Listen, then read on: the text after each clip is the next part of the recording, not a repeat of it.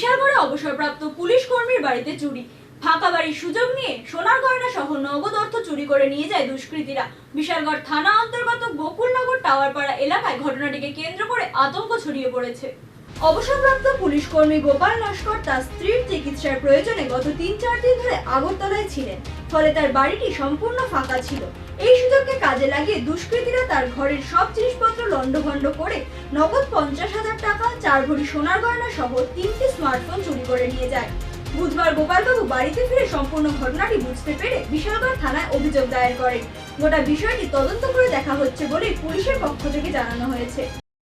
আমি আমার ওয়াইফের চিকিৎসা দিয়ে গেছিলাম ডাক্তার দেখাইতে। কোন জায়গা থেকে ছিলেন? দেখাইছিলাম আগরতলা রাধানগর। ওইখানে কি থাকতেন না?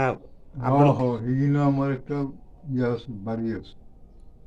হ্যাঁ, তো বাড়িতে এরপরে কি হয়েছে? এরপরে ওইখানে চিকিৎসা কইরাম। গতকালকে যখন আইসি 2:30টার দিকে, তখন আইয়া দিয়ে গেটের তালাটা ঠিকই আছে, আইয়া ঘরের তালা গিলের তালাটা ভাঙা। ভাইয়া ভিতরে ঢুকিয়া দেখি যে সব ভাইয়া একদম চুরমার করে যা আছে সব রয়ে গেছে। কি কি জিনিস নিছে? নিচে আপনার 4 ভরি স্বর্ণ, 15 ভরি রূপা আর 50,000 টাকা ক্যাশ আছিল, রয়ে গেছে। আর এখনো তো খুঁজা টুজা পাই না, খুঁজি না।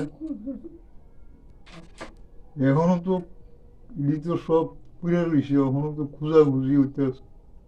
আরো তো কিতা নাই। মোবাইল নিছে 3টা টাচ মোবাইল। তো এই চুরি বিষয়ে আপনি কবে টের পাইছেন?